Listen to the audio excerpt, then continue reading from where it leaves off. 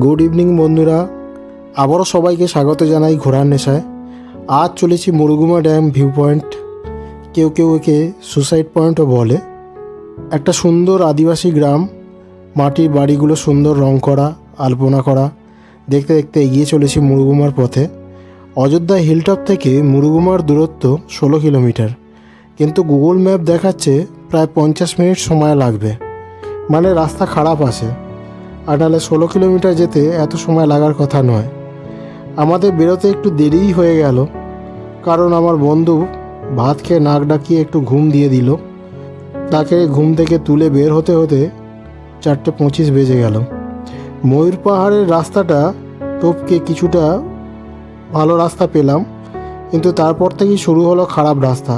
খারাপ মানে ভীষণই খারাপ। 25-30 কিলোমিটারের বেশি স্পিডে যাওয়া যাচ্ছে না। এদিকে রাস্তা খারাপ, অন্যদিকে সানসেট দেখার তাড়া। এইবার শুরু হলো দোষ আরোপের পালা। কেন ঘুমোতে গেলি? না ঘুমোলে একটু তাড়াতাড়ি বেরোনো যেত। এইসব নিয়ে চললো কিছুটা। এইরকম খারাপ রাস্তা প্রায় 7-8 কিলোমিটার চলার পর একটু ভালো রাস্তা পেলাম, কিন্তু রাস্তা ভীষণ সংকীর্ণ। সে যাই হোক, খালি সূর্যি মামার দিকে তাকাচ্ছি আর যতটা জোরে যাওয়া সম্ভব ততটা জোরে বাইক চালাচ্ছি। দূরে পাহাড়ের সারিগুলিও দেখা যাচ্ছে। রাস্তাটার দুদিকে জঙ্গলগুলিও রাস্তার উপর হুমড়ি খেয়ে চলে এসেছে।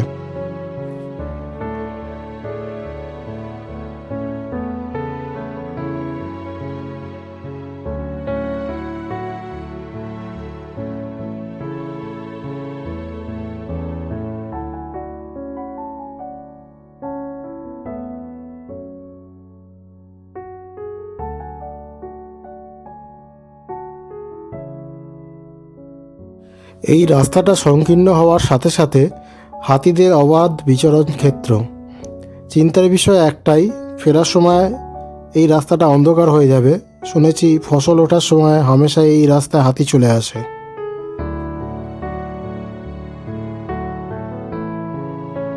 মুরুগুমা যাওয়ার পথটা খারাপ হলেও এর পারিপার্শ্বিক পরিবেশ ও সামনের পাহাড়ের দৃশ্যগুলি অসাধারণ।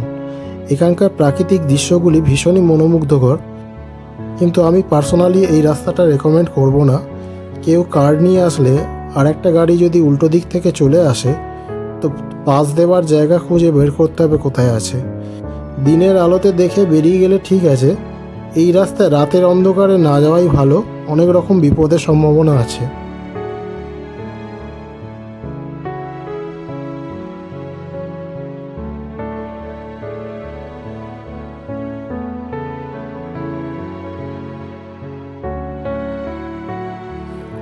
পুরুলিয়া এমন একটা জায়গা যেখানে দেখার জিনিসের অভাব নেই।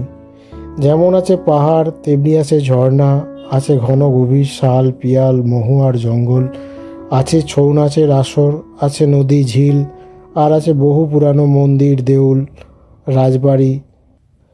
পুরুলিয়ায় প্রচুর নদী রয়েছে, তাই সেখানে দেখবার জন্য বেশ কয়েকটি বাঁধও রয়েছে। মুরুগুমা বাঁধ অবশ্যই সেই সুন্দর বাঁধগুলির মধ্যে একটি, যা আপনি পুরুলিয়ায় থাকার সময় অবশ্যই দেখার প্রয়োজন, কারণ এখানকার প্রাকৃতিক সৌন্দর্য আপনার সমস্ত মনোযোগ আকর্ষণ করবে।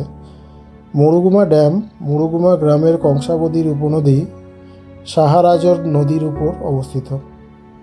স্থানীয় ভাষায় মুরুগুমা শব্দের অর্থ হলো ময়ূরদের জন্য বাড়ি। বাস্তবিকই আশেপাশের জঙ্গল থেকে ভেসে আসছে ময়ূরের ডাক। ড্যামটি ঘন বন এবং অনেক ছোট বড় সবুজ পাহাড় দ্বারা বেষ্টিত। এই ড্যামের অপরূপ প্রাকৃতিক সৌন্দর্য শহরের মানুষের ক্লান্ত চোখকে প্রশান্ত করবেই।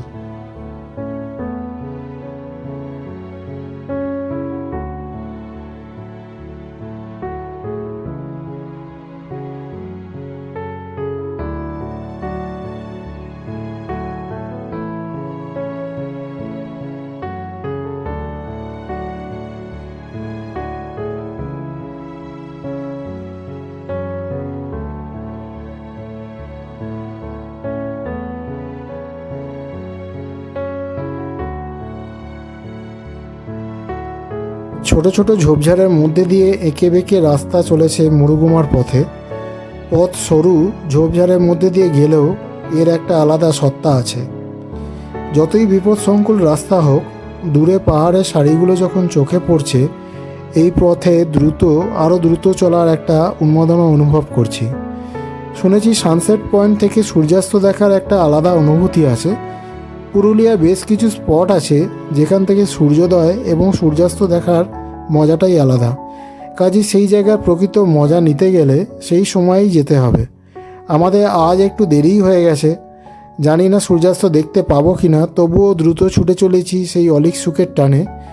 সত্যি বলতে কি, এই রাস্তা দিয়ে বাইক চালানোর অনুভূতিটা নেহাত খারাপ লাগছে না। একটু ধীরে ধীরে চালালে পথটা আরও উপভোগ করা যেতে পারত, কিন্তু তা হবে না, কারণ সূর্যাস্তের সময় পার হয়ে যাচ্ছে, তাই দ্রুতই চালাতে হবে। চড়াই রাস্তা উঠতে উঠতে দুপাশে গভীর জঙ্গলে বুক চিরে এগিয়ে চলেছি, আর প্রাণ ভরে উপভোগ করছি এই পথের নির্জনতা, একাকিত্ব, নিজস্বতা। এক কথায় অসাধারণ অভিজ্ঞতার সাক্ষী থাকছি আমরা দুই বন্ধু। যারা ভিডিওটা দেখছেন তারা অবশ্যই কমেন্টস করে জানাবেন কেমন লাগছে।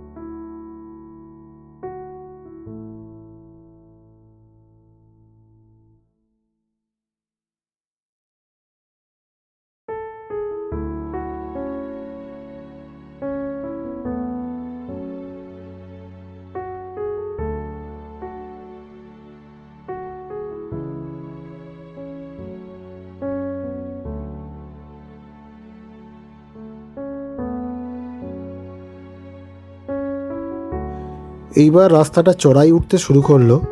একা বেঁকা রাস্তা এগিয়ে চলেছে। এদিকে জঙ্গলও বেশ ঘন হয়ে উঠেছে, বেশ গা ছমছমে একটা পরিবেশ। এদিকে একটা জায়গা ফেন্সিং করে ঘিরে রেখেছে, ওইখানে জঙ্গলটাও ফাঁকা করে ফেলেছে, মনে হয় কোনো রিসর্ট তৈরি করছে। প্রকৃতির মাঝে এই নির্জন পরিবেশে রিসর্ট নেহাত মন্দ হবে না। মুরুগুমা ড্যামের কাছে পলাশবিতান, বনপলাশি বলে দুটি রিসর্ট আছে, অনেকে এখানে নাইট স্টেও করেন।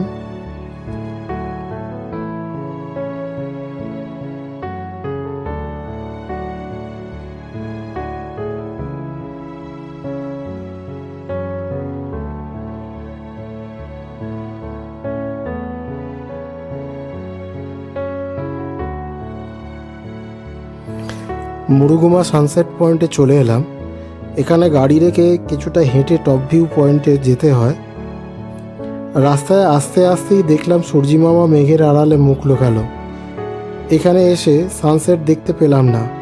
পাহাড়ের উপর থেকে ড্যামের ভিউটা অসাধারণ, মন ভরে গেল পাহাড়গুলি আর ড্যামের ভিউটা দেখে। এখানে পাহাড়ের উপর থেকে বসে সামনের পাহাড়গুলির পিছনে সূর্যাস্ত দেখার অনুভূতিটাই আলাদা। সেটা দেখার সৌভাগ্য আর আমাদের হলো না। অবশ্য যারা আগে থেকে এখানে এসে দাঁড়িয়ে আসেন তারাও দেখতে পাননি মেঘের কারণে। পারিপার্শ্বিক পরিবেশটা এই বিকেলে এতটাই মনোরম লাগছে যে এই পাহাড়ের উপর বসে অনায়াসেই কাটিয়ে দেওয়া যায় কয়েক ঘন্টা। বেশ কিছুটা সময় এখানে কাটালাম। নিচে ড্যামের দিকে আর নামলাম না সন্ধ্যা হয়ে যাওয়ার কারণে।